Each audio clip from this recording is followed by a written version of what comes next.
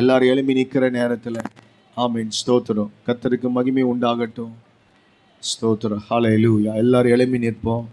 ஸ்தோத்திரம். காப்பார், உன்னை காப்பார், காத்தவர் காப்பார், இன்னும் இனிமேலும் உன்னை காத்திடுவார் என்ற பழைய பாடலை பாட போகிறது. ஆமீன், ஸ்தோத்திரம். பாடி நாம் கர்த்தரை மகிமைப்படுத்துறதுக்கு கர்த்தர் கிருபை தருவார். ஹல்லேலூயா.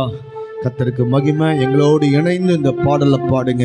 காப்பார், உன்னை காப்பார், காத்தவர் காப்பார், இன்னும் இனிமேலும். எல்லாரும் சேர்ந்து நாம் பாடி நாம் கர்த்தரை மகிமைப்படுத்துவோம். காப்பார், உன்னை காப்பார், காத்தவர் காப்பார், இன்னும் இனிமேலும் காத்திடுவார். கலங்காதே மனமே, காத்திடுவார்.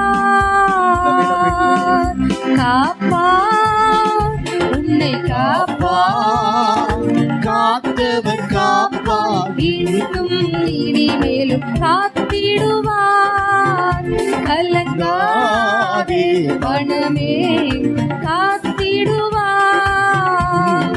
கண்டுனை அழைத்தவர் கரம் அதை பார், அவர் கைவிடாதிருப்பார். கண்டுனை அழைத்தவர் கரம் அதை பார், அவர் கைவிடாதிருப்பார். ஆண்டுகள் தோறும் உனக்கு அவர் அளித்த ஆசீர்வாதங்களை எண்ணிப்பார். ஆண்டுகள் தோறும் உனக்கு அவர் அளித்த ஆசீர்வாதங்களை எண்ணிப்பார். எண்ணிப்பார், எண்ணிப்பார், எண்ணிப்பார், என்றும் அதை எண்ணிப்பார், என்றும் அதை எண்ணிப்பார். காப்பார், உன்னை காப்பார், காத்தவர் காப்பார், இன்னும் இனிமேலும் காத்திடுவார். கலங்காதே மனமே, காத்திடுவார். ஹல்லேலூயா. ஹல்லேலூயா. இம்மட்டும் காத்தவர் இனிமேலும் காக்க வல்லவராக இருக்கிறார். ஆமென் சொல்லுங்க. ஹல்லேலூயா. சங்கீதத்தின் புஸ்தகம் 18வது சங்கீதம் 28வது வசனத்தை நாம் எல்லாரும் சேர்ந்து வேத புஸ்தகத்தை திருப்பி நாம் வாசிக்க போகிறோம். ஒரு ஜெபமாகவே இந்த வார்த்தைகள் அமைவதாக. சங்கீதம் சாம் நம்பர் 18 verse number 28 எல்லாரும் சேர்ந்து வாசிப்போம். தேவரீ என் விளக்கை ஏற்றுவி, என் தேவனாகிய கர்த்தர் என் இருளை வெளிச்சமாக்குவார். எல்லாரும் கண்களை மூடி நல்ல வாய்களை திறந்து ஆண்டவரை ஸ்தோத்திரம் பண்ணுங்க. ஹல்லேலூயா. ஒரு ஜெபமாகவே தேவரீர் என் விளக்கை ஏற்றுவி, என் தேவனாகிய கர்த்தர் என் இருளை வெளிச்சமாக்குவார். எல்லாரும் வாய்களை திறந்து ஆண்டவரை நல்ல ஸ்தோத்திரம் பண்ணுங்க. You O Lord keep my lamp burning, my God turns. ஆண்டவரே, நீர் என்னுடைய வாழ்க்கையின் இருள்களை எல்லாம் my darkness into light, என் இருளை வெளிச்சமாக நீர் மாற்றுங்க. ஆண்டவரே, என் இருளை வெளிச்சமாக மாற்ற உங்களால் முடியும். தேவரீர் எங்கள் விளக்கை ஏற்றுங்க. இந்த காலை நேரத்தில் எங்களோடு கூட இடைபடுங்கப்பா. உங்கள் வார்த்தை வல்லமையாய் புறப்பட்டு வரட்டும். ஆவியானவர் இந்த காலை நேரத்தில் எங்களோடு இடைபடும்படி நாங்கள் ஜெபிக்கிறோம். உம்முடைய வார்த்தை வல்லமை உள்ள வார்த்தை, உம்முடைய வார்த்தை மாறாத வார்த்தைகள். உம்முடைய வார்த்தையில் ஆண்டவரை வெளிச்சம் இருக்கிறது, மகிமை இருக்கிறது, வல்லமை இருக்கிறது. இந்த காலை நேரத்தில் எங்களோடு கூட இடைபடட்டும். உம்முடைய வார்த்தைக்காக நாங்கள் நன்றி செலுத்துகிறோம். தொடர்ந்து நீர் எங்களோடு பேசும். இயேசுவின் நாமத்தில் ஜெபிக்கிறோம் பிதாவே, ஆமேன், ஆமேன். ஒரு அலையிலேயே சொல்லுங்க. கர்த்தர் நல்லவர். இந்த செப்டம்பர் மாதத்தினுடைய 2வது வாரத்தில் ஆண்டவர் இந்த சங்கீதம் 18:28 மூலமா நம்மோடு பேசுவாராக. இன்றைக்கு நான் உங்களோடு இப்பொழுது பேசுகிறதான செய்தியினுடைய தலைப்பு, தேவ பிள்ளைகள் எப்பொழுதும் எரிந்து கொண்டே அனலாக இருக்க வேண்டும். நாம் அனலாக இருக்க வேண்டிய ஒரு 7 காரியத்தை உங்களோடு நான் பேச விரும்புகிறேன். எதிலெல்லாம் எரிந்து பிரகாசிக்கிற விளக்காக நம்ம மாற வேண்டும், எதிலெல்லாம் நாம் அனலாக இருக்கணும். ஒரு நாள் இருள் வந்துடக்கூடாது. இவைகளிலே இருள் பிசாசினுடையது, வெளிச்சம் தேவனுடையது. தேவன் வெளிச்சமாக இருக்கிறார். வெளிச்சத்தின் பிள்ளைகளாக நீங்கள் நடந்து கொள்ளுங்கள் என்று வேதம் சொல்லுகிறது. ஆண்டவர் சபைகளை அனல் உள்ள ஒரு சபைகளாக தேவன் மாற்ற விரும்புகிறார். அவரை ஆராதிக்கிற பிள்ளைகளை அனலோடு இருக்க வேண்டும் என்று அவர் விரும்புகிறார். அதனால்தான் ஆவிக்குரிய வாழ்க்கையில என்னென்ன அனல் உள்ளவர்களாக மாற வேண்டும் என்று ஒரு 7 காரியத்தை உங்களோடு கூட நான் பகிர்ந்து கொள்ள விரும்புகிறேன். சங்கீதக்காரன் சொல்றான், கர்த்தாவே, என் தேவனாகிய கர்த்தாவே, என் இருளை வெளிச்சமாக்குவீர், தேவரீர் என் விளக்கை ஏற்றுவீர். என் விளக்கு அணைந்து போகக்கூடாது, நான் மங்கி எரியக்கூடாது. நான் எரிந்து கொண்டிருக்கிற ஒரு நல்ல விளக்காக, வெளிச்சம் உள்ள ஒரு நல்ல விளக்காக நான் மாற வேண்டும். என் விளக்கு, என் வாழ்க்கையில் இருள் வந்துடக்கூடாது என்று அவன் கதறுகிறான். இவன் வாழ்க்கையில் ஆண்டவர் இவனுடைய ஜெபத்தை கேட்டு இவன் விளக்கை எரிய விட்டு கொண்டே இருந்தான். இந்த ஜெபத்தை செய்கிறவன் சங்கீதக்காரன் தாவீது. அவன் வாழ்க்கையில் விளக்கு எரிந்து கொண்டே இருந்தது. அவனுடைய சந்ததியின் விளக்கு எரிந்து கொண்டே இருந்தது. ஒரு நாளும் அது அணைந்து விடவில்லை. நாம ஜெபம் பண்ணுகிற ஜெபம் தேவனுக்காக எரிந்து பிரகாசிக்கிற ஒரு விளக்காக தேவன் நம்மை மாற்றட்டும். யோவான் ஸ்நானகன் எரிந்து பிரகாசிக்கிற ஒரு விளக்காக இருந்தான். ஆண்டவர் புதிய ஏற்பாட்டில் 7 சபைகளுக்கு ஆண்டவர் ஒவ்வொரு காரியத்தை சொல்லும் பொழுது 7வது ஒரு சபைக்கு ஆண்டவர் சொல்லுகிறார். ஆசியா மைனரில் இருந்த 7 சபைகளில் 7வது சபையாக இருந்த லவோதிக்கேயா சபைக்கு ஆண்டவர் சொல்கிறார் பாருங்க. ஒரு சபையில் 7 சபையில் ஒரு சபையில் அவர் சொல்லும் பொழுது வெளிப்படுத்தின விசேஷம் 3வது அதிகாரம் 15வது வசனத்தில் அந்த சபையை பார்த்து சொல்லும் பொழுது அவர் சொல்கிறார், நீ அனலும் அல்லாமல் குளிரும் அல்லாமல் இருக்கிறாய். இந்த வசனத்தை வாசிங்க. உன் கிரியைகளை நான் அறிந்திருக்கிறேன். நீ குளிரும் அல்ல அனலும் அல்ல. நீ குளிரும் அல்ல அனலும் அல்ல. நீ குளிராயாவது அனலாயாவது இருந்தால் நீ குளிராவது அனலாவது இருந்தால் நலமாயிருக்கும். இப்படி நீ குளிருமன்றி அனலுமின்றி வெதுவெதுப்பாய் இருக்கிறபடி, நீ வெதுவெதுப்பாய் இருக்கிறபடினால் உன்னை என் வாயினின்று வாந்தி பண்ணி போடுவேன். உன்னை என் வாயிலிருந்து என்ன செய்வேன்னா வாந்தி பண்ணி நான் போடுவேன் அப்படின்னு சொல்லி சொல்லுகிறார். அதுக்கப்புறம் நீங்கள் பார்த்தீங்கன்னா ஏன் இவங்க அனலாக இல்லாமல் போனதுக்கு காரணம் என்ன அப்படின்னு அந்த இடத்துல ஒரு 5 காரியத்தை சொல்கிற.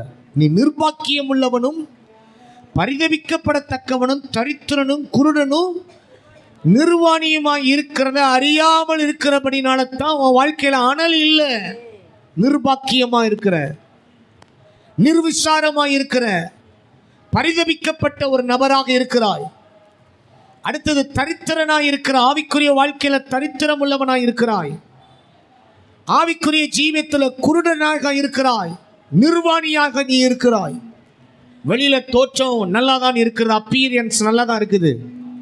பட் ஆவிக்குரிய வாழ்க்கையில ஒரு ஜெப வாழ்க்கை இல்லை, ஒரு துதி வாழ்க்கை இல்லை. தேவனோடு கூட உள்ள ரிலேஷன்ஷிப்ல நீ சரியா கட்டி எழுப்பப்படவில்லை. நீ நிர்விசாரமாய் வாழ்ந்து கொண்டிருக்கிற, ஏதோ ஒரு வாழுகிறேன் என்று நீ இப்படி இருந்தால் நான் உன்னை வாந்தி பண்ணி போடுவேன்ற. அதனால நீ அனலாயிரு அப்படின்ற. நீ சொல்ற நான் ஐஸ்வர்யவானாய் இருக்கிறாய், எனக்கு ஒரு குறைவும் இல்லை அப்படின்னு சொல்லி சொல்ற. உலக ஆசீர்வாதத்தை பார்த்து கர்த்தர் என்னோட கூட இருக்கிறார் என்று நீ நினைக்கிறாய். இல்லை, ஆவிக்குரிய ஜீவியத்தில் நீ அனல் உள்ளவனாக இல்லை. உலக பிரகாரமான ஆசீர்வாதங்கள்ல நீ எனக்கு குறைவு இல்லை, நான் ஐஸ்வர்ய திரவிய சம்பன்னன் என்ன அந்த வசனத்தில் எழுதப்பட்ட அந்த வார்த்தையின்படி அந்த சபை மக்கள் அப்படித்தான் நினைத்தார்களாம். ஆண்டவர் சொல்ற, நான் உன்னை வாந்தி பண்ணி போடுவேன். நீ அனலா இருக்கணும் ஆண்டவர் விரும்புகிறார். தேவ பிள்ளைகள் அனலாக இருக்க வேண்டும் என்று ஆண்டவர் விரும்புகிறார். வாழ்க்கையில ரொம்ப தன்னுடைய வாழ்க்கையில அனல் உள்ளவனாக இருந்து மற்றவர்களையும் அனல் உண்டாக்க செய்த ஒரு மனிதன் வேதத்தில் உண்டு. மற்றவர்களுக்கும் அவன் என்ன செய்கிறான்னா கம்பளி உடைகளை கொடுத்து, உடை இல்லாத நபர்களை அவன் என்ன செய்கிறான் என்றால் அவர்களுக்கு உடைகளை வாங்கி கொடுத்து, கஷ்டப்பட்ட நிலைமையில இருந்த ஆட்களை, குளிரில் கஷ்டப்பட்டு கொண்டிருந்த ஆட்களுக்கு அவன் தன்னுடைய கம்பளி உடைகளை கொடுத்து அனலாக்கின ஒரு மனிதன் உண்டு. யோபு புஸ்தகம் 31வது அதிகாரத்தில் யோபு சொல்லுவான் பாருங்கள். 31வது அதிகாரம் 20வது வசனத்துல யோபு சொல்லும் பொழுது அந்த வசனத்தை வாசியுங்கள். அவன் என் ஆட்டுமயிர் கம்பளியினாலே அனல் கொண்டதினால். நல்லா, அதுக்கு முந்தின வசனத்தை வாசிங்க. ஒருவன் உடுப்பில்லாததினால் அடைந்து போகிறதையும் ஏழைக்கு மூட வஸ்திரம் இல்லாதிருக்கிறதையும் நான் கண்டபோது அவன் என் ஆட்டுமயிர் கம்பளியினாலே அனல் கொண்டதினால் அவன் இடை என்னை புகழாதிருந்ததும் ஒளிமுக வாசலில் எனக்கு செல்வாக்கு உண்டென்று நான் கண்டு. நல்ல கவனிங்க. வசதியா இருந்த நாட்கள்ல இவன் தன்னுடைய வாழ்க்கையில ஆண்டவரோடு கூட நடக்கிற அந்த காரியத்தை விடாமல் ஆவிக்குரிய ஜீவியத்தில் மாத்திரமல்ல, உலக பிரகாரமான காரியத்திலையும் தான் பெற்றதான ஆசீர்வாதங்களை பிறருக்கு அவன் பகிர்ந்து கொள்கிறான். பாருங்கள், யோபினுடைய முந்தின வாழ்க்கையை நீங்கள் பார்த்தால் ஒருவருக்கு தீங்கு செய்ய மாட்டான், நன்மையை தான் செய்வான். அதுல சில ஆட்களை அனலாக்கி விடுகிறான். பாருங்கள், சிலருக்கு ஆட்டு மயிர் கம்பளியினாலே அனல் கொண்டதினால் நான் அதை கொடுத்தேன், நான் அந்த கம்பளி போர்வையை கொடுத்தேன், இது நிமித்தம் அவங்க குளிரில் இருந்து அவர்கள் மீட்கப்பட்டார்கள், அனல் உள்ளவர்களாக மாறினார்கள். அருமையான தேவ பிள்ளைகளே, உங்கள் வாழ்க்கையில் நீங்கள் அனல் உள்ளவர்களாக இருக்கணும், மற்றவர்களையும் அனல் உண்டாக்கி கொண்டே இருக்கணும். ஆவிக்குரிய ஜீவியத்தில் அவர்களை எரிந்து பிரகாசிக்கிற ஒரு விளக்காக மாற்றிக்கொண்டே இருக்கணும். இஸ்ரவேல் புத்திரரை குறித்து ஆண்டவர் ஒரு இடத்துல ஓசியா தீர்க்க தரிசன புஸ்தகத்தில் சொல்லும் பொழுது, அவர்கள் அடுப்பை மூட்டாமல் அனல் உண்டாக்காமல் ஓய்ந்திருந்தார்கள் என்று அவர்களை குறித்து ஆண்டவர் குற்றம் சாட்டுவார். அவர்களுடைய வாழ்க்கையில் ஒரு நாளும் மாவெல்லாம் ஆட்டி அதை என்ன செய்தார்கள் என்றால் அதை பிசைந்து வைத்தார்கள், ஆனால் உப்பி போனதான் மாவு. அடுப்பை மூட்டி சுடவில்லையா. வாசியுங்கள், ஓசியாவின் புஸ்தகம் 7வது அதிகாரம் 4வது வசனம். ஆவிக்குரிய வாழ்க்கையை பாருங்கள். அவர்கள் எல்லாரும் விபச்சாரர்கள், அப்பன் சுடுகிறவன் எரிக்கும் அடுப்பை போல் இருக்கிறார்கள். அப்பன் சுடுகிற அவன் எரிக்கிற அடுப்பை போல் இருக்கிறார்கள். அவன் மாவை பிசைந்தது முதல் அது உப்பு போகும் மட்டும் அனல் மூட்டாமலும் ஓய்ந்திருக்கிறான். அனலை மூட்டவே இல்லை. ஆண்டவர் ஏதோ ஆவிக்குரிய அர்த்தத்துல இஸ்ரவேல் ஜனங்களை பார்த்து சொல்றார், எப்பா நீ நல்ல மாவு ஆட்டினதான், நான் மாவை பிசைந்து அதை நீ பயன்படுத்துறதுக்கு, அதை நீ சமையல் பண்ணுவிப்பதற்கு அடுப்பை நீ அனல் மூட்டலப்பா. அனல் மூட்டாமலேயே உன் வாழ்க்கையில் அந்த மாவெல்லாம் உப்பி போயிட்டு. நிறைய பேருடைய வாழ்க்கை ஆவிக்குரிய வாழ்க்கையில் ஒரு அனல் இல்லாமல் குளிர்ந்த நிலைமையில் ஆவிக்குரிய வாழ்க்கையில் விழுந்து போய் விடுகிறார்கள். எந்த சூழ்நிலைமையில் நீங்கள் அனலாக மாற வேண்டும். ஒரு வீடு இருக்கிறது என்றால் அந்த வீட்டில் அடுப்பு எரிந்துகிட்டே இருக்கும். பூனை படுக்கிற அடுப்பு என்ன செய்யாது, விளங்காது அப்படிம்பா. பூனையை படுக்க விடக்கூடாது. இப்போ அடுப்பெல்லாம் 3 பர்னர் 4 பர்னர் உள்ள அடுப்பெல்லாம் இப்போ வந்துச்சு. தாய்மார்கள்லாம் காலையில் சமையல் பண்ணுறத பாருங்கள், அடுப்பு எரிஞ்சுக்கிட்டே இருக்கும் எல்லா வீடும். எந்த வீடுகள்லாம் அடுப்பு எரிஞ்சுக்கிட்டு இருக்குதோ அந்த வீடு நல்லா இருக்குன்னு அர்த்தம். அடுப்பெல்லாம் மூட்டையெல்லாம் தூக்கி ஓரம் கட்டிட்டு எதையோ வாங்கி சாப்பிட்ற ஆட்கள்லாம் பாருங்கள், அவங்க வாழ்க்கை ஒரு மாதிரி தான் இருக்கும். அடுப்பை மூட்டுற வீடுகள். இதே போல தான் இஸ்ரவேல் ஜனங்கள் சொன்னார், உங்கள் அடுப்பெல்லாம் ஓய்ந்து கிடக்குது, அனல் மூட்டப்படலை. அனல் மூட்டப்படணும். மூட்டப்பட்டு நீங்கள் பிசைந்து வைத்திருக்கிற மாவை பயன்படுத்துங்க. ஆவிக்குரிய அர்த்தத்தில் இவைகளை நாம் எடுத்துக்கொண்டால் நம்முடைய ஆவிக்குரிய வாழ்க்கையிலேயே நாம் சில நேரங்களில் நாம் சில காரியங்களில் அனல் மூட்டப்படாமலேயே இருந்து விடுகிறோம். எதுக்கெல்லாம் அனல் வரணும், எதிலெல்லாம் ஒரு தேவ பிள்ளை அனல் உள்ளவர்களாக மாறணும். ஒரு 7 காரியத்தை சொல்கிறேன், கடகடன்னு வாசிங்க. நம்பர் 1, அப்போஸ்தலர் நடவடிக்கைகள் புஸ்தகம் 18வது அதிகாரம் 25வது வசனத்தில் அங்கே ஒரு மனிதன் அனல் உள்ளவனாக இருந்தான். எப்படிப்பட்ட மனிதனாக அவன் இருந்தான்? அப்போஸ்தலர் நடவடிக்கைகள் புஸ்தகம் 18வது அதிகாரம் 25வது வசனம். The book of Acts chapter 18 verse number 25. அவன் கர்த்தருடைய மார்க்கத்திலே உபதேசிக்கப்பட்டு யோவான் கொடுத்த ஸ்தானத்தை மாத்திரம் அறிந்தவனாயிருந்து ஆவியில் அனல் உள்ளவனாய் கர்த்தருக்கு அடுத்தவைகளை திட்டமாய் என்ன செய்தான்? போதகம் பண்ணி கொண்டிருந்தான். இங்கே அப்போலோவை குறித்து மிக அருமையாக ஆவியானவர் எழுதி வைத்திருக்கிறார். பாருங்கள், இந்த அப்போலோ என்னும் பெயர் கொண்ட ஒரு யூதன் எபேசு பட்டணத்தில் அவன் வரும் பொழுது அவனை குறித்து ஒரு நல்ல சாட்சி சொல்லப்படுது. பாருங்க, அவன் ஆவியில அனல் உள்ளவன். அப்போலோ எப்படிப்பட்டவன்? ஆவியில தொய்ந்து போனவன் அல்ல, ஆவியில சோர்ந்து போனவன் அல்ல. ஒரு மனிதனுடைய ஆவி எப்படி இருக்குதோ அப்படித்தான் அந்த மனிதனும் இருப்பான். உங்க ஆவி உற்சாகம் உள்ளதா இருக்கணும். இயேசு சொன்னார், மாம்சமோ பலவீனம் உள்ளது, ஆவியோ உற்சாகம் உள்ளது அப்படின்னு சொல்லிட்டார். ஆவியோ உற்சாகம் உள்ளது. இந்த ஆவி என்ன செய்யணும்னா, ஆவியில ஒரு அனல் வரணும். இந்த ஆவியில அனல் வரணும்னா ஆவியானவர் நமக்காக கொடுக்கப்பட்டிருக்கிறார். இந்த ஆவியானவர் இந்த ஆவியோட இணைந்து என்ன செய்வார்னா வேலை செய்வார். சரீரம் இருக்கிறது, ஆத்துமா இருக்கிறது, உள்ளுக்குள்ள ஒரு ஆவி ஒன்று இருக்கு. இந்த ஆவி தான் தேவனோடு கூட உள்ள ஒரு தொடர்பு.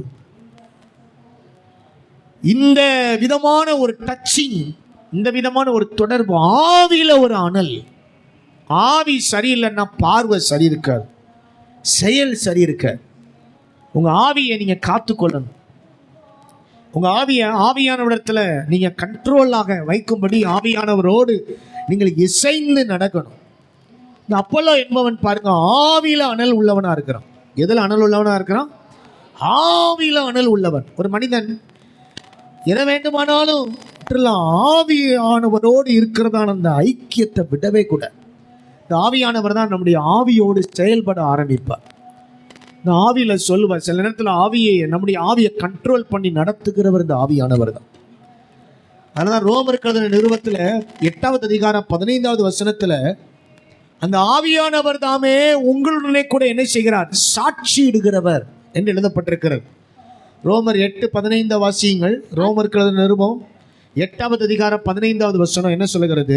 அந்தபடி திரும்பவும் பயப்படுகிறதற்கு நீங்கள் அடிமைத்தனத்தின் ஆவியை பெறாமல் அப்பா பிதாவே என்று, அடிமைத்தனத்தின் ஆவியை நீங்கள் பெறாமல் அப்பா பிதாவே என்று கூப்பிட பண்ணுகிற புத்திர சுவிகாரத்தின் ஆவியை நீங்கள் பெற்றிருக்கிறீர்கள். உங்க ஆவி அடிமைத்தனத்தில் உள்ள ஆவி போல இருக்கக்கூடாது.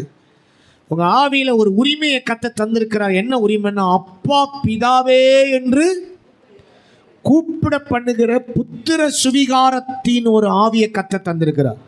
யூதர்கள் பிள்ளைகளை தத்தெடுக்கணும் அப்படின்னா என்ன செய்வார்கள் தெரியுமா? மனாசேயையும் எப்ராஹிமையும் யாக்கோபு யோசேப்பின் பிள்ளைகள் 2 பேரையும் தத்தெடுப்பார். தத்தெடுக்கும் பொழுது என்ன செய்வார் சொல்லுங்க? வலது கையை எடுத்து ஒருவன் மேலையும் இடது கையை எடுத்து இன்னொருவன் மேலையும் வைப்பார். அப்ப யூதர்களுடைய வழக்கம் என்னன்னா, இஸ்ரவேலுடைய வழக்கம் என்னன்னா, பிள்ளையை தத்தெடுக்கிறவங்கன்னா அந்த பிள்ளையை தத்தெடுக்கிறவர்கள் மேல் தங்களுடைய கைகளை வைப்பார்கள். இந்த நாட்கள்லையும் நம்ம வாழ்கிற இந்த உலகத்துல பிள்ளைகளை தத்தெடுக்கிற ஆட்கள் பாருங்க, எதையாவது ஒரு பொருளை கொடுப்பாங்க, ஒரு துண்டை ஒன்று போடுவாங்க, இல்லைன்னா ஒரு வெள்ளி, ஒரு பொண்ணு, ஏதாவது ஒரு செயின், ஏதாவது ஒரு பொருளை கொடுத்து தத்தெடுப்பார்கள். இந்த நாட்களில் அது வழக்கம் இருக்குது. யூதர்களுடைய வழக்கம், தலை மேலே கையை வைத்து, இந்த மனாசே என்னுடைய மகனா நான் எடுத்துக்கிறேன். 12 கோத்திரங்களில் யோசேப்பினுடைய குமாரர்கள் 2 பேரும் இந்த 12 கோத்திரங்களில் இவங்க ஒரு 2 கோத்திரமாக மாறுகிறார்கள். யாக்கோபு இவர்களை தத்தெடுக்கிறான். இதே மாதிரி தான் பிதாவாகிய தேவன் நம்மை தத்தெடுத்திருக்கிறார். நம்மை தத்தெடுத்ததுக்கு காரணம் என்னன்னா, நம்ம ஆவியில அவருடைய ஆவியை ஊற்றுற, ஆவியானவரை ஊற்றி. நீங்க அந்த வசனத்துக்கு கீழே நீங்க வாசித்து பார்த்தீங்கன்னா, நிருபம் 8வது அதிகாரத்தை எல்லாரும் திருப்பி வைத்துக் கொள்ளுங்க. அதுல நீங்க வாசித்து பார்த்தீங்கன்னா அந்த ஆவியானவரை குறித்து தான் இந்த ரோமர் 8ஆம் அதிகாரத்துல முழுவதும் நீங்க ஆவியானவரோடு நடக்கிற அந்த அனுபவங்களை குறித்து 16ஆம் வசனத்தை வாசிங்க, 15 வாசிங்க, 16 வாசிங்க. நாம் தேவனுடைய பிள்ளைகளா இருக்கிறோம் என்று ஆவியானவர் தாமே ஆவியுடனே கூட நம்முடைய ஆவியுடனே சாட்சி இடுகிறார். எப்படி தலை மேல யூதர்கள் கை வைத்த உடனே இந்த பிள்ளையை தத்தெடுப்பது மாதிரி பிதாவானவர் பரிசுத்த ஆவியை நமக்காக அனுப்பி இந்த பரிசுத்த ஆவியானவரை நம்ம மேல வைத்து இந்த பிள்ளை என்னுடைய பிள்ளை என்று நம்முடைய ஆவியுடனே கூட அவர் சாட்சி இடுகிறாராம். ஆமென் சொல்லுங்க. அப்போ ஆவியானவர் நம்மை குறித்து சாட்சி சொல்வார். கோர்ட்டில் பிசாசு சொல்லுவான், இது ஏன் பிள்ளை அப்படிமா. பிசாசு சொல்லுவான், இது ஏன் பிள்ளை. கோர்ட்டில் எப்படி வாதாடுறாங்கன்னு வைங்களா, ஜட்ஜுக்கு முன்னாடி பிதாவுக்கு முன்னாடி வாதாடுறாங்க. பிசாசு சொல்கிறான், இது ஏன் பிள்ளை, உன் பிள்ளைக்கு அடையாளம் என்ன அப்படின்னு சொல்லி கேட்கப்பார்.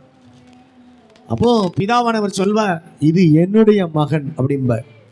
அதுக்கு அடையாளம் பரிசுத்த ஆவியானவர் அவன் மேலே இருக்குது. இந்த பரிசுத்த ஆவியானவர் சாட்சி கொடுக்கிறாராம். ஒவ்வொரு ஆவியுடனே கூட, மனிதனுடைய ஆவியுடனே கூட என்ன செய்கிறார் என்றால் சாட்சி கொடுக்கிறார். அந்த மனிதனுடைய ஆவியுடைய கூட சாட்சி கொடுத்த உடனே இந்த சாட்சி எடுபடும், கட்டாயம் எடுபடும். அதனால தான் ஆவியானுடைய அபிஷேகத்தை தேவ பிள்ளைகள் கட்டாயம் பெறணும். நீங்கள் அபிஷேகத்தை பெற்று பாருங்களேன், உங்கள் ஆவியில் ஒரு அனல் வரும். மாம்சத்தில் நீங்கள் மாம்சீகமான கிறிஸ்தவனாக நீங்கள் இருக்கக்கூடாது. ஆவியானவரோடு கூட நடக்கிற அந்த அனுபவம் உங்கள் வாழ்க்கையில் பெருகிக்கிட்டே இருக்கணும். அந்த அனுபவம் உங்கள் வாழ்க்கையில் குறையக்கூடாது. கைவை தலையில் சொல்லுங்கள், சத்தமாக சொல்லுங்கள், அல்லேலூயா. அதே ரோமரில் நீங்கள் வாசித்து பார்த்தீங்கன்னா அந்த ஆவியானவர் வாசிங்க, அதே ரோமர் 8ஆம் அதிகாரத்தில் அந்த ஆவியானவர் என்ன செய்கிறாராம், 26வது வசனத்தை வாசிங்க. அந்தபடியே ஆவியானவரும் நமது பலவீனங்களில் நமக்கு உதவி செய்கிறார். நாம் ஏற்றபடி வேண்டிக் கொள்ள வேண்டியது இன்னதென்று அறியாமல் இருக்கிறபடியால் ஆவியானவர் தாமே வாக்கு கடங்காத பெருமூச்சுகளோடு நமக்காக அவர் வேண்டுதல் செய்கிறாராம். அப்ப இந்த ஆவியானவர் பாருங்க, நமக்காக வேண்டுதல் செய்கிறவங்க தான் அந்நிய பாஷைகளை பேசி ஜெபம் பண்றவங்க, அவங்களுக்கு அதனுடைய அர்த்தம் தெரியவிட்டாலும் ஆவியானவர் நமக்காக வேண்டுதல் செய்கிறாராம். அதனால் ஆவியில நீங்க நிரம்பி எப்பொழுதும் அந்நிய பாஷைகளை பேசிக்கிட்டே இருக்கணும். ஆவியானவரோடு கூட நடந்து பாருங்க, உங்க ஆவி அனல் மூட்டப்படும். ஆவியானவரோடு நடக்கிறவர்களுடைய அந்த அனுபவம் இருக்கிறது பார்த்தீங்கன்னா, அந்த அனுபவம் சொல்ல முடியாது, அதை அனுபவித்து பார்த்தா தான் தெரியும். அந்த அனுபவம் சாதாரணமானது அல்ல. சீனாய் மலையை ஒருவரும் தொடக்கூடாது என்று ஆண்டவர் சொன்னார். அதே சீனாய் மலையில் நியாயப்பிரமாணம் கொடுக்கப்பட்டது. ஆனால் தொட்ட ஆட்களில் நிறைய பேர் அடி வாங்கினாங்க. ஆனால் ஆவியானவர் வந்து இறங்குற அந்த மேல் வீட்டு அறையில் பாருங்க, 3000 பேர். பழைய ஏற்பாட்டில் சீனாய் மலையை தொட்ட 3000 பேர் மரித்தார்கள். ஆனால் புதிய ஏற்பாட்டில் அந்த 3000 பேர் மேலேயும் ஆவியானவர் ஊற்றப்படுறார். ஆவியானவர் வாழ வைக்கிறவர். ஒவ்வொரு மனிதனையும் அழிக்கிறதுக்காக அவர் வரல, நம்முடைய ஆவியுடனே கூட இருந்து நம்மளை அனல் மூட்டுவதற்காகவே வந்தவர். கைத்தட்டி இந்த ஆவியானவருக்காக கர்த்தரை ஸ்தோத்திரம் பண்ணுங்க. இந்த ஆவியானவர் நம்மோடு இருந்து பெரிய காரியங்களை செய்யணும்னு விரும்புகிற. இன்னைக்கு நம்ம மாம்ச பலத்தை நம்ம நம்பக்கூடாது. நீங்கள் நினைக்கிறீங்க இந்த காரியம் நடக்காது அப்படின்னு நினைக்கிறீங்க, உங்கள் பலத்தில் நடக்க, ஆனால் ஆவியானுடைய பலத்தில் கட்டாயம் நடக்கும். ஆவியானவர் உங்களை கொண்டு பெரிய காரியங்களை செய்வார். ஆவியானவரை சார்ந்து கொள்ளுங்கள். இந்த ஆவியானவரை நீங்கள் சார்ந்து கொள்ள பொழுது இந்த ஆவியானவர் உங்கள் ஆவியை அனல் மூட்டிக்கிட்டே இருப்பார். தினமும் நீங்கள் ஒரு மணி நேரம் அல்ல ஒரு அரை மணி நேரம், அட்லீஸ்ட் ஒரு 1/4 மணி நேரமாவது ஆவியில் நிரம்பி ஜெபம் பண்ணிப்பார். ஆவியில் நிரம்பி. நம்ம சபை ஒரு பெந்தேகோஸ்தே சபை, ஏதோ ஒரு பாரம்பரியமான சபை அல்ல, ஆவியின் அபிஷேகத்தை பெற்ற சபை. இங்கே இருக்கிற தமிழ்நாடு தங்கச்சி மாதிரிலாம் சும்மா ஏதோ உட்காந்து எந்திரிச்சு போகிறதுக்கா இல்லை. நல்ல ஆவியில் நிரம்பி நீங்கள் என்ன செய்யணும், நல்ல ஆவியில் நிரம்பி அந்நிய பாஷைகளை பேசி அனல் உள்ளவர்களாக மாறு. நெருப்பு இருக்கிற இடத்துல ஈக்கு வேலை வரவே வராது. இப்படி பக்கத்தில் வந்தாலும் என்ன ஆயிரும், நெருப்பில் அது புசுக்கி போடும். இந்த மாதிரி பாவம் செய்யாமல் பரிசுத்தமாக வாழணும் விரும்புகிறவங்க ஆவியானவரோடு கூட இணைந்து அனல் உள்ளவர்களாக மாறு. பாவத்தை ஈஸியாக ஜெயிச்சிடலாம். இந்த ஆவியானவரை உங்களோடு கூட இருந்து உங்களை நடத்துவார். நீங்கள் இந்த ஆவியானவரை ஒரு காலமும் விடக்கூடாது. ஆமென் சொல்லுங்க. கை வைத்து ஒரு அல்ல சொல்லுங்க, அல்லேலூயா. இன்னும் சத்தமா சொல்லுங்க, அல்லேலூயா. அதான் சகரியாவில் ஆண்டவர் சொன்னார் 4:6 பலத்தினாலும் அல்ல என்னுடைய ஆவியினாலே எல்லாம் ஆகும். ஆண்டவர் சொல்ற உங்க காரியம் தடப்பட்டு நிக்குதா, நீ ஆவியில் அனல் உள்ளவனாக மாறுவதற்கு ஆவியானவரை சார்ந்து கொள். உன் ஆவி இன்னைக்கு உயிர்ப்பிக்கப்படட்டும். ஆவியானவர் உங்களுடைய ஆவியை உயிர்ப்பிக்கும் பொழுது நடக்காத காரியத்தை ஆவியானவர் நடப்பித்து தருவார். இது நடக்காது என்று நினைக்கிறீர்களோ, நடக்கும். அபிஷேகம் பெறாதவங்க அபிஷேகம் கட்டாயம் பெறணும். அழுது ஆண்டுடைய சமூகத்தில் நீங்கள் அழுது, ஆண்டவரே எனக்கு இந்த ஆவியானவர் ஊற்றப்படணும். எத்தனையோ பேருக்கு கொடுக்குறீங்க. மாம்சமான யாவர் மேலே ஆவியை, உங்களுக்கு மாம்சம் இருக்குதான்னு கொஞ்சம் கிள்ளி பாருங்க. எல்லாருக்கும் மாம்சம் இருக்குதா? மாம்சம் இருந்தால் உங்களுக்கு கிள்ளுனா வலிக்கணும். சில ஆட்களுக்கு கிள்ளுனாலும் என்ன செய்யாது, வலிக்காது. அப்படின்னா நீங்கள் மாம்சம் இல்லை, வேற மாதிரி ஆகிட்டு இருக்கீங்கன்னு அர்த்தம். இந்த மாம்சமான யாவர் மேலே எல்லார் மேலேயும் ஆவியானவர் வந்து ஊற்றப்படுவார். இந்த ஆவியானவரோடு நீங்கள் நடந்து பாருங்க. ரெண்டாவது நீங்க எதுல அனல் உள்ளவர்களா இருக்கணும்? சங்கீதம் 39 3வது வசனம். சங்கீதத்தின் புஸ்தகம் 39:3 என்ன சொல்லுகிறது? என் இருதயம் எனக்குள்ளே அனல் கொண்டது, நான் தியானிக்கையில் அக்கினி மூண்டது. அப்பொழுது என் நாவினால் விண்ணப்பம் செய்தேன். என் இருதயம் எனக்குள்ள என்ன செய்தது? ஆனல் கொண்டது. இருதயம் ஸ்தரப்படுறதுக்காக இவன் என்ன செய்யறான்னா வேத வசனங்களை தியானிக்கிறான். இது ஆத்துமாவுல அனல். இந்த அனல் என்ன அனல்னா ஆத்துமாவுல உள்ள ஒரு மனிதனுக்கு சரீரம், ஆத்துமா, ஆவி 3 இருக்கிறது. ஆத்துமா என்கிற இந்த ஆத்துமா, அதான் வேதம் சொல்லுது, உலகம் முழுவதையும் மனிதன் ஆதாயப்படுத்தி கொண்டாலும் தன் ஆத்துமாவை நஷ்டப்படுத்தினால் அவனுக்கு லாபம் என்ன? உன் இருதயத்தை சரிப்படுத்துறது ஆவியானவர் தான். இருதயத்தை கண்ட்ரோலா வைக்கிறது ஆவியானவர் தான். இப்போ இருதயத்தை சரியாகணும்.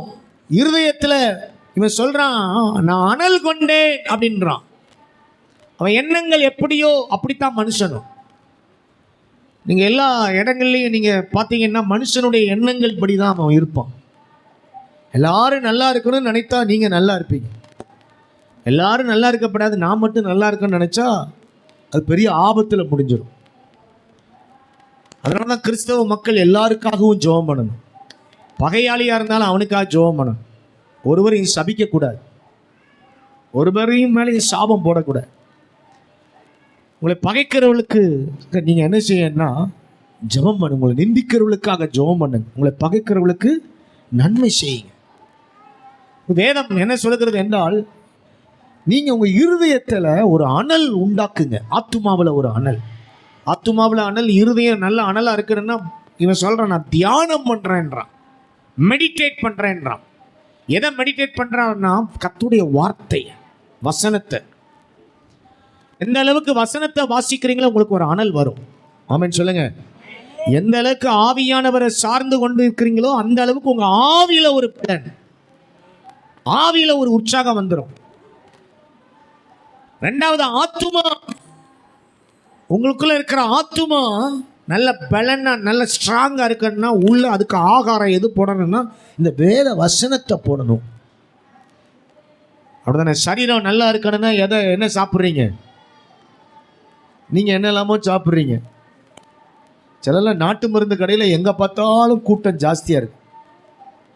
நாட்டு மருந்து கடையில் பார்த்தீங்கன்னா என்னத்தையாவது நாட்டு மருந்தை வாங்கி எப்படியாவது உடம்பை மெயின்டைன் பண்ணணும் அப்படின்னு நினைத்து சிலர்லாம் நல்லா ஆரோக்கியமானதை சாப்பிடுவாங்க. சிலர் அப்படி இல்லை, வெந்ததை தின்னு விதி வந்தால் சாவும் அப்படின்னு நினைக்கிற ஆட்கள். சரீரத்தை மெயின்டைன் பண்ணுவாங்க, சிலர் ஆத்துமாவை மெயின்டைன் பண்ண தர மாட்டாங்க. சரீரத்துக்கு 3 வேளை சாப்பாடு போடுறீங்க, 2 வேளை டீ. அப்புறம் சில ஆட்களுடைய சரீரம்லாம் பாருங்க எப்போதும் அசை போட்டு கொண்டே இருக்கும். அப்படிதானே? இந்த புல்லை அசை போடுற மாதிரி சில ஆட்கள் பாருங்க எப்போதும் சாப்பிட்டுக்கிட்டே இருப்பாங்க. ஃபாஸ்டிங் ஒரு நாளும் கிடையாது. சரீரத்தை அந்த அளவுக்கு மெயின்டைன் பண்ணுவாங்க. சரீரத்தை மெயின்டைன் பண்ணுற ஆட்கள் நிறைய பேர் இருக்கிறாங்க. ஆனால் உள்ளே இருக்கிற ஆத்துமாவுக்கு ஆகாரம், நீங்கள் என்ன ஆகாரம்னா அது வேத வசனத்தின் ஆகாரம் தான். இந்த வசனத்தை வாசிங்க. எந்த அளவுக்கு தியானம் பண்ண முடியுமோ அந்த அளவுக்கு தியானிங்க. இதை கேளுங்க, இதை பாருங்க, தினமும் இதை ஓப்பன் பண்ணி வாசிக்க ஆரம்பிங்க. தேவனுடைய வார்த்தையை எந்த அளவு வாசிக்கிறீங்களோ அந்த அளவுக்கு உங்கள் இருதயம் அனல் கொள்ளும். நான் தியானிக்கையில் என் இருதயம் அனல் கொண்டது, அக்கினி மூண்டதுன்றான். அக்கினி மூண்டது. உங்கள் எலும்புகளுக்குள் அது ஒரு பலன். அதனால தான் அவர் தமது வசனத்தை அனுப்பி உங்களை குணமாக்குகிறார். நீங்க பைபிளை வாசிக்கும் பொழுதே உங்க வியாதி சுகமாகிடும். உங்களுக்கு தெரியுமா? நீங்க நினைக்கிறீங்க ஜெபம் பண்ணாதான் சுகமாகணும். இல்லை, வசனம் சொல்லுது வசனத்தை அனுப்பி அவர் என்ன செய்கிறாரா.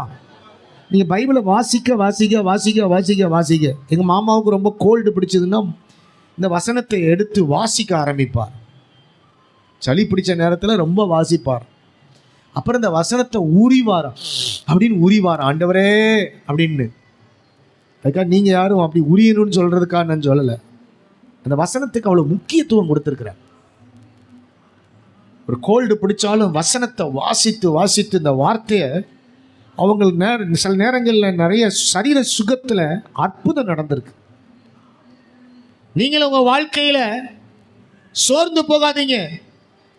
உங்கள் ஆத்துமா பலன் கொண்டு இருக்கிற நீங்கள் உங்கள் ஆத்துமாவில் ஒரு அனல் உண்டாக வேத வசனத்தை விட்டாதீங்க. கர்த்தர் நமக்கு எழுதி கொடுத்துருக்கிற இந்த வேத புஸ்தகம் ஒரு அருமையான புஸ்தகம். இந்த தேவனுடைய வார்த்தைக்காக கை உயர்த்தி கர்த்தரை ஸ்தோத்திரம் பண்ணுங்க. இது கிடைக்காத ஒரு பஞ்ச காலம் வரப்போகுது. இனி உங்களுக்கு தெரியுமா, எத்தனையோ இடங்கள்ல இந்த வசனம் கிடையாம அவங்கவுங்க ஆத்துமால நரகம் போயிட்டு இருக்குது. ஆனால் நம்ம ஆத்துமா நல்ல ஸ்தரமாக இருக்கிறதுக்காக கர்த்தர் நம்ம கையில் ஒரு வேத புஸ்தகத்தை தந்திருக்கிறார். 6 நாட்கள் ஓடுறோம் இந்த சரீரத்துக்காக. ஒரு நாள் வாரத்தில் ஒரு நாள் வந்து ஞாயிற்றுக்கிழமை உட்கார்றோம் நம்ம ஆத்தும ஆகாரத்துக்காக. இந்த சபையில் ஆத்தும ஆகாரம் உங்களுக்கு தாராளமாக கிடைக்குது. கைத்தட்டி கர்த்தரை ஸ்தோத்திரம் பண்ணு. அதனால தான் நீங்கள் செய்திகளை எழுதணும், கேட்கணும். நீங்கள் மறுபடியும் கேட்கணும் வார்த்தைகளை.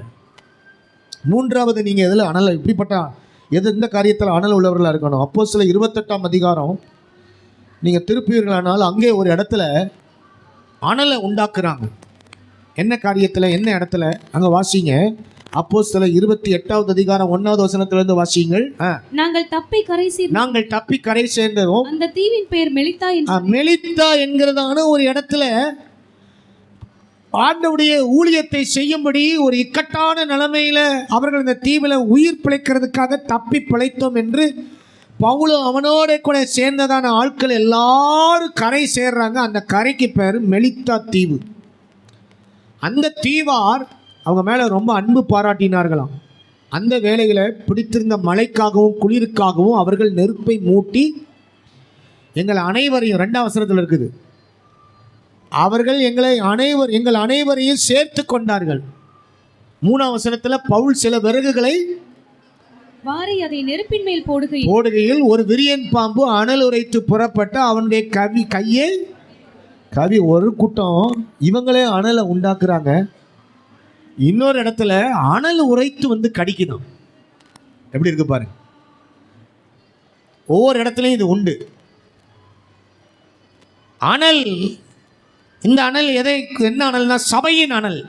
ஒரு இடத்துல சபையை ஸ்தாபிக்கிறதுக்காக பவுலை கூட சேர்ந்த ஆட்கள் குளிருக்காக அந்த இடத்துல என்ன செய்கிறாங்கன்னா, மழைக்காக குளிருக்காக அவர்கள் நெருப்பை மூட்டி இவங்களும் சேர்ந்து அந்த நெருப்பில் விறகுகளை கொண்டு வந்து போட்டு எல்லாம் பெரிய ஒரு அனலை உண்டாக்குறாங்க. அது சபையின் அனல். எல்லாரும் சேர்ந்தாதான் சபையை கட்டி எழுப்ப முடியும். இதுக்கு இடையில பவுலும் சேர்ந்து சபையை கட்டணும் அப்படின்ட்டு ஒரு விறகை போய் பொறுக்க போனால் அங்கே ஒரு பாம்பு அனல் உரைச்சி கிடக்க. பிசாசு பாருங்க, அவன் அனல் உரைச்சிட்டு கடிக்க வர்றான். அவ்வளோ பேர் இருக்க இந்த சபையை இந்த இடத்துல ஸ்தாபிக்கணும். மெலித்தா தீவில் இருக்கிற மக்கள் ரட்சிக்கப்படணும். இந்த தீவுக்கு ஆண்டவர் தன்னை கொண்டு வந்ததற்கு ஒரு நோக்கம் உண்டு என்று அந்த தீவின் மக்கள் மேல் ஒரு கரிசனை கொண்டு அந்த தீவில் இருக்கிறதான ஆட்களுக்கு சுவிசேஷத்தை சொல்லணும், அற்புதங்களை செய்யணும்னு பவுல் ஆண்டவர் பயன்படுத்த நினைக்க, ஆனால் அங்கே கடந்ததான ஒரு விரியன் பாம்பு இவனுடைய விரலை வந்து கடிக்கு.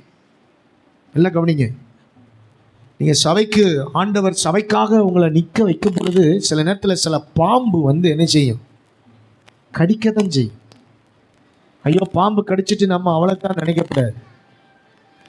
அந்த பாம்பையும் அந்த எரிகிற அனல் வந்து என்ன செஞ்சிடும், அவிழ்த்து போடும், அவிழ்ச்சிடும். பாம்பை இவன் என்ன செய்கிறான், அவன் விரலில் தொங்குன உடனே உதறான். அது எங்கே போய் விழுது, நெருப்பில் விழுது. பாம்பு அவ்வளோதான், சோழி முடிஞ்சுது. சில நேரங்களில் நீங்கள் சபைக்கு வரும் பொழுது சில போராட்டங்கள், சில பிரச்சனைகள், நீங்கள் சபைக்காக ஏதாவது ஒன்று செய்யணும் அப்படின்னு நினைக்கிற நேரத்தில் சில நேரங்களில் இந்த மாதிரியான போராட்டங்கள் இருக்கும். ஆனால் நீங்கள் உறுதியாக இருக்கணும். இந்த சபையில் ஒரு அனல் உண்டாக்குறதுக்காக நான் விறகுகளை பொறுக்கிறேன். எத்தனை போராட்டம் வந்தாலும் இந்த சபையை இந்த இடத்துல ஸ்தாபித்தே ஆகணும். அந்த ஒரு வைராக்கியம் உங்களுக்குள்ள இருக்கட்டும். இயேசு என் சபையை நான் கட்டுமே, ரொம்ப வைராக்கியமாக சபையை ஸ்தாபித்து வர்றேன். எத்தனையோ ராஜாக்கள் இந்த உலகத்தை ஆளுகை செய்தாலும், எத்தனையோ ஆட்சிகள் இந்த உலகத்தில் வந்தாலும், இயேசு தம்முடைய சபையை எவ்வளோ ஞானமாக கட்டி கொண்டு வர்றார் பாரு. தம்முடைய ஜனமாக இருக்கிற நம்மை கொண்டு இதுவரைக்கும் இருந்த பரிசுத்தவான்களை கொண்டு கத்தர் கட்டி கொண்டே வர்ற, இப்பவும் கட்டுற. இந்த இடத்துல ஒரு சபையை கட்டுறதுக்கு ஆண்டவர் உங்க ஒவ்வொருவரையும் இந்த சபையில ஒரு அனலை உண்டாக்கணும். நீங்க அனலை உண்டாக்குறதுக்கு எவ்வளவு பிரயாசம் எடுக்க முடியுமோ நீங்க எடுக்கணும். இந்த சபையில ஒரு அனல், இந்த மெலித்தா தீவுல ஏற்பட்டதான அந்த அனல் நிமித்தம் இப்ப அந்த பாம்பை அவங்க கொன்றது நிமித்தம் பார்த்தீங்கன்னா அங்க ஒரு பெரிய எழுப்புதல், ரிவைவலே வருது. நீங்க வீட்டில் போய் வாசித்து பாருங்க. இவன் பாம்பை உதறி போடுவான். இந்த பாம்பு கடித்த ஆட்கள்லாம் கொஞ்ச நேரத்தில் செத்து போயிடுவாங்க. ஆனால் பவுல் சாகவே இல்லை, வீக்கம் கண்டு செத்துருவான்னு எல்லாரும் நினைத்தாங்க. இப்போ இவனை குறித்து ஏற்கனவே அந்த இடத்துல 4ஆம் வசனத்தில் ஆட்கள் என்ன நினைச்சாங்கன்னா, இவன் கொலைபாதகன், இவன் மனுஷ கொலைபாதகன், இவன் சமுத்திரத்துக்கு தப்பி வந்தும் இவன் பலி ஆயிட்டான் அப்படின்னு இவனை குறித்து ஒரு மாதிரி பேசின ஆட்கள். நீங்கள் அதே இடத்துல நீங்கள் 6ஆம் வசனத்தில் வாசித்து பார்த்தீங்கன்னா, அவனுக்கு ஒரு சேதமும் வராததை கண்டு வேறு சிந்தை உள்ளவர்களாக அவர்கள் மாறி அவனை பார்த்து என்ன சொல்கிறாங்க? நல்லா கவனிங்க. சபையில் நீங்கள் உண்மையாக இருந்தீங்கன்னா, சபையோடு சேர்ந்து ஒரு அனலை உண்டாக்குற ஒரு நபராக இருந்தீங்கன்னா, உங்களுக்கு என்ன கெட்ட பெயர்கள் இருந்தாலும் அதை கத்த எந்த நபரை கொண்டு கெட்ட பெயர்களை ஏற்படுத்தினாரோ அதே நபர் வேற சிந்தையாக மாறி சொல்வார்கள், இவர்களோடு தேவன் இருக்கிறார். ஆமென் சொல்லுங்க. இவனை தேவன்னு சொல்றாங்க அதே ஆட்கள். டக்குன்னு மைண்டு மாறுது பாரு. நீங்க அனல் உண்டாக்குறதுக்காக பிரயாசம் எடுக்கணும். நீங்க சபையை ஆண்டவருடைய நாமத்தில் ஸ்தாபிப்பதற்காக, இதுதான் நம்முடைய கோல், நம்முடைய ப்ராஜெக்ட், இதுதான் நம்முடைய திட்டம், இதுதான். எப்படியாவது சபை வளரணும், பெருகணும், ஆத்துமாக்களை உள்ள கொண்டு வரணும், இயேசுவோடு இணைந்து இந்த ஊழியத்தை கட்டி எழுப்பணும். இந்த தரிசனத்திலேயே போயிட்டு இருக்கணும். போயிட்டு இருக்கும் பொழுது சில நேரங்களில் சில ஆட்கள் வேறு சிந்தையில தான் இருப்பாங்க. ஆனால் கர்த்தர் அந்த சிந்தையவே மாற்றி, பவுலை யார் நிந்தித்தார்களோ அதே ஆட்கள் சில மணி நேரங்கள் கழித்து சொல்றாங்க, இவன் சாதாரணமான ஆள் அல்ல. இப்போ பவுலுக்கு மவுசு கூடிட்டு இவர் அந்த தீவு ஓனருக்கு போய் ஜெபம் பண்ற. அப்படிதான் அவன் பேரு புபிலியு. 7ஆம் வசனத்தில் இருக்கு பாருங்க. அவன் ரொம்ப ஜுரத்தில் இருக்கிறான். 8ஆம் வசனத்தில் ரத்த பேதி வருத்தப்பட்டு கிடந்தான். பவுல் ஜெபம் பண்றான், அற்புதம் நடக்குது. அப்படிதானே? அவனை குணமாக்குற எப்பா. அப்புறம் அந்த தீவுல நிறைய பேர் வியாதிக்காரங்களாகவே இருக்காங்களாம். மெலித்தா தீவுல எல்லாரும் மெலிஞ்சு போய் தான் கிடந்திருக்காங்க. மெலித்தா தீவுல எல்லாரும் வியாதிப்பட்டு எப்படி கிடந்திருக்காங்க? மெலிஞ்சு போய் கிடந்திருக்காங்க. இவங்களை எல்லாரையும் ஆரோக்கியமாக்குறதுக்கு கர்த்தர் ஒரு பவுலை அனுப்புறாரு. இந்த பவுலினுடைய நோக்கமே என்னன்னா, சபையை அனல் உள்ளதான் மாற்றம். ஆமென் சொல்லுங்க. அனல் உரைத்து போய் கிடக்கிற அத்தனை பாம்பையும் அத்தனை சர்ப்பங்களையும் அத்தனை சாத்தானுடைய வல்லமைகளையும் முறியடித்து சபைதான் அனல் உள்ளது என்பதை நிரூபித்து காண்பித்தவன் பவுல். பவுலுடைய வாழ்க்கையில சபைதான் அனல் உள்ளது. அனல் உரைத்து வந்த பாம்பை கூட என்ன செய்யறான்னா, பிசாசை கூட ஒன்றும் இல்லாமல் ஆக்கிறான். உங்கள் வாழ்க்கையில் அப்படிதான் எதிரிட்டு வருகிற எல்லா எதிர்ப்புகள், அந்தகாரங்கள், பிசாசின் போராட்டங்கள், மாந்திரிக வல்லமைகள், செய்வின வல்லமைகள், இவைகளெல்லாம் நீங்கள் நிர்மூலமாக்கணும். சபையில் ஒரு அனல் உண்டாகணும். கையை உயர்த்தி ஜெபம் பண்ணுங்க. ஆண்டவரே, எங்கள் சபையில் ஒரு ரிவைவல், எழுப்புதல் உண்டாகட்டும். இயேசுவின் நாமத்தில் ஜெபிக்கிறோம் பிதாவே. ஆமென் சொல்லுங்க. சத்தமா சொல்லுங்க. அல்லேலூயா. 4வது எதுல அனல்?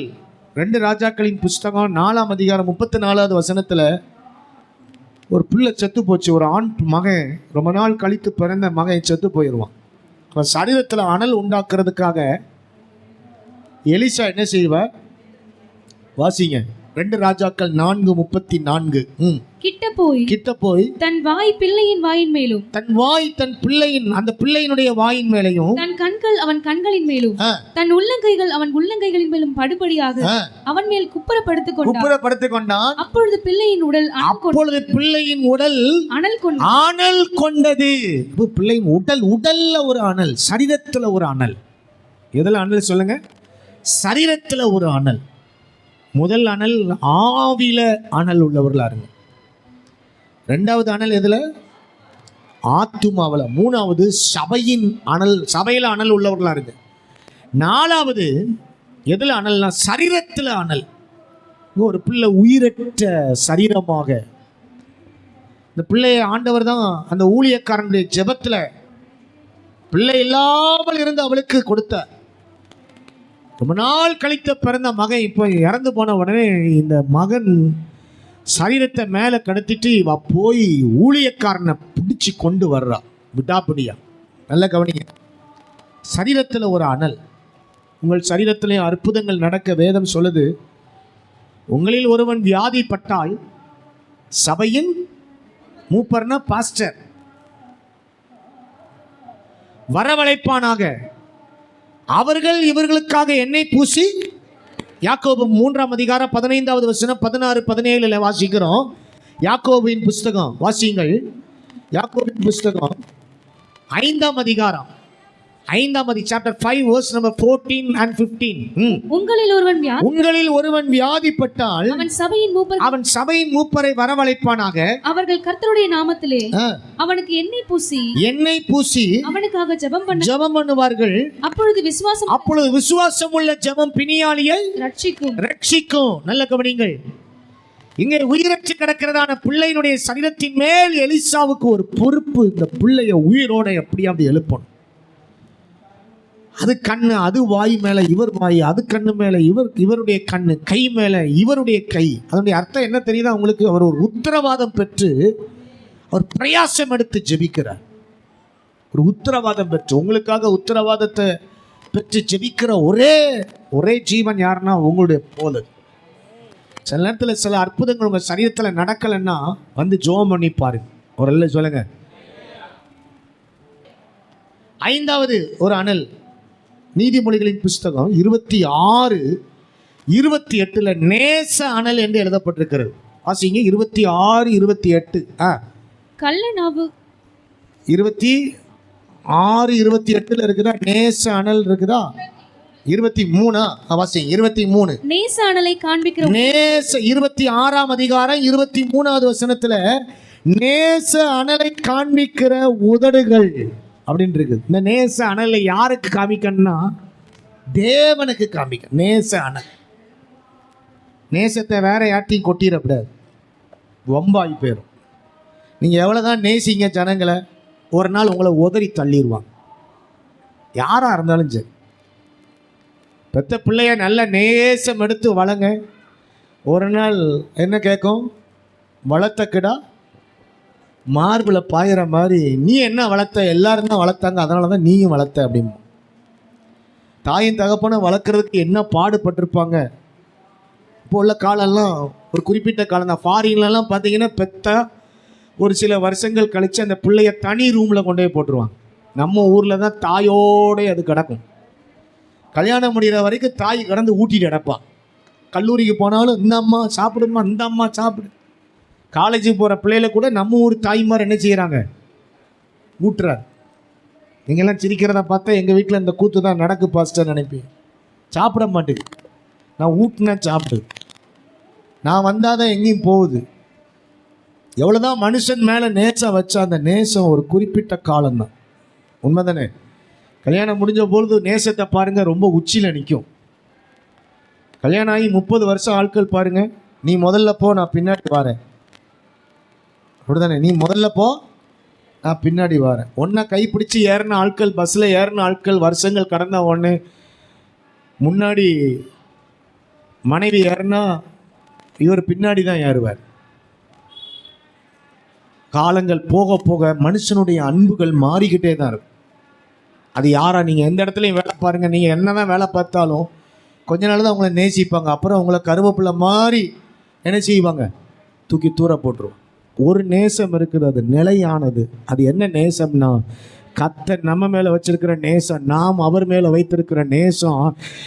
எத்தனை வயது ஆனாலும் இந்த நேசம் நமக்கு குறையவே கூடாது. ஆண்டவர் மேல ஒரு நேசம், அன்பு கூடிக்கிட்டே இருக்கும். நேச அனல், நேசிக்கிறதுல ஒரு அனல் உள்ளவர்களாக நீங்க இருங்க. ஆண்டவர் அளவில்லாமல் நேசிங்க. 6வது ஒரு அனல் இருக்குது பாருங்க. ரோமர் 12ஆம் அதிகாரம் 11வது வசனத்துல, ரோமர் 12வது அதிகாரம் 11வது வசனத்துல வாசிங்க. அசதியாயிராமல் ஜாக்கிரதையா இருங்கள், ஆவியிலே ஆவியிலே அனலாயிருங்கள், கர்த்தருக்கு கர்த்தருக்கு ஊழியம் செய்யுங்கள். ஊழியத்துல நீங்க நல்லா அனலா இருக்கணும். ஊழியம் செய்யறதுல ரொம்ப அனல். சிலர்லாம் ஊழியத்துன்னா இறங்கிடுவாங்க களத்துல. நீங்க ஊழியம் செய்யறீங்களா? நாங்க எங்க வயிற்றுக்கு தான் ஊழியம் செய்யறோம், எங்க பிள்ளைகளுக்கு தான் ஊழியம் செய்யறோம். பிள்ளைகளுக்கு வீடை கட்டுறதும், நகையை வாங்குறதும், சொத்தை குவிக்கிறதும், அதை செய்கிறது இதை செய்கிறது, இதுக்காகவே நான் 80 வயது வரைக்கும் வாழ்கிறேன், 90 வயது வரைக்கும் வாழ்கிறேன் அப்படின்னா உங்களை விட பரிதபிக்கப்பட்ட ஆள் ஒருவரும் கிடையாது. கைவீசம்மா கைவீசு, கடைக்கு போனால் கைவீசு. ஆண்டவர் கேட்பார், எப்பா எத்தனை ஆத்துமாவை நீ சுவிசேஷம் சொன்ன, எத்தனை பேர் ஞானஸ்நானத்துக்குள்ளே நடத்தின, எத்தனை பேர் இந்த Thanjavur new bus stand AG சர்ச்சுக்குள்ளே கொண்டு வந்தேன் அப்படின்னு ஒரு கணக்கு கேட்கும் பொழுது ஒருவரையும் நான் கொண்டு வரல, நான் தான் போயிட்டு வந்தேன். ஒரு ஓரமாக உட்காரும்ப. சிலர் இருக்காங்க, நிறைய ஆத்துமாக்களை ஆதாயம் பண்ணுற ஆட்கள், ஊழியத்தில் ரொம்ப ஃபயராக இருப்பான். நீங்கள் ஊழியத்தில் ரொம்ப அனலாக இருக்கு. நம்ம சபை வளர்ச்சிக்காக நீங்கள் பிரயாசம் எடுங்க. என்ன பிரயாசம் எடுக்கிறீங்க சொல்லுங்க? நம்ம சபை வளர்ச்சிக்கு இங்கே தானே மெம்பராக இருக்கீங்க. சிலர் ஊருக்கெல்லாம் உழைச்சி போடுவாங்க, சர்ச்சுக்கு ஒரு ஆளை என்ன செய்ய மாட்டாங்க, கூட்டிகிட்டு வர மாட்டாங்க. நீங்கள் நம்ம சபைக்கு யாரை பார்த்தாலும் சர்ச்சுக்கு நேராக நடத்தணும். உங்கள் சொந்தக்காரங்க உங்கள் வீட்டுக்கு வந்தாலும் வாங்க, ஞாயிற்றுக்கிழமை எங்கள் கூட சர்ச்சுக்கு வாங்க, அடுத்த வாரம் வராமலே போயிடுவாங்க. ஞாயிற்றுக்கிழமை கூப்பிட்டு பாருங்களா, ஞாயிற்றுக்கிழமை நாங்கள் சர்ச்சுக்கு போகிற ஆள். சொந்தக்காரங்க வந்தாலும் சரி, சொந்தக்காரங்களும் அவங்களையும் கூட்டிகிட்டு வாங்க. யாராக இருந்தாலும் உங்கள் வீட்டுக்கு வர்ற ஆட்களை சர்ச்சோட ஒரு லிங்க் தொடர் ஊழிய வாஞ்ச. 7வது ஒன்று சொல்கிறேன், முடிக்கிறேன். 2 தீமோத்தேயு 1:6 வரங்களை அனல் மூட்டி எழுப்பி விடுவாயாக. 2 தீமோத்தேயு 1:6 வாசிக்கிறோம். 2 தீமோத்தேயு chapter 1:6. இது நிமித்தமாக என் கைகளை வைத்ததினால் உனக்கு உண்டான தேவவரத்தை நீ அனல் மூட்டி எழுப்பி விடு. வரத்தை அனல் மூட்டி எழுப்பி விடு. ஆண்டவர் கொடுத்திருக்கிற கிஃப்ட் வரம். உனக்கு ஆண்டவர் உன்னுடைய வரத்தை எதுல ஆண்டவர் உன்னை வரத்துல சிறந்து விளங்க பண்ற, அதுல அனல் மூட்டி எழுப்பு. சிலருக்கு சில கிஃப்ட் ஆண்டவர் கொடுத்திருப்பார். என்னென்ன வரம் உங்கள்கிட்ட இருக்குது, வரங்களை கண்டுபிடிங்கள். அந்த வரங்களை அனல் மூட்டி எழுப்பி விடு. சில ஆட்கள் பாருங்க, நடந்து போனாலே ஒரு அற்புதம் நடக்கும். அவங்க கை வைத்த ஒரு அற்புதம், பார்த்தா ஒரு அற்புதம், அவங்க போய் நின்னா ஒரு அற்புதம். அவங்களுடைய வாழ்க்கையில எல்லாத்துலேயும் ஆண்டவர் உங்களுக்குள்ள கிஃப்டை வச்சிருப்பார். சில ஆட்களுக்கு உங்களுக்கு என்ன வர இருக்குது, இந்த வரத்தை அனல் மூட்டி எழுப்பி விடணும். இந்த வரங்கள்ல நீங்க வளரணும்.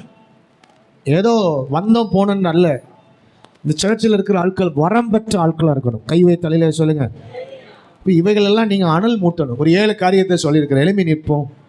தேவரீர் என் விளக்கை ஏற்றுவீர், கர்த்தர் என் இருளை வெளிச்சமாக்குவீர்.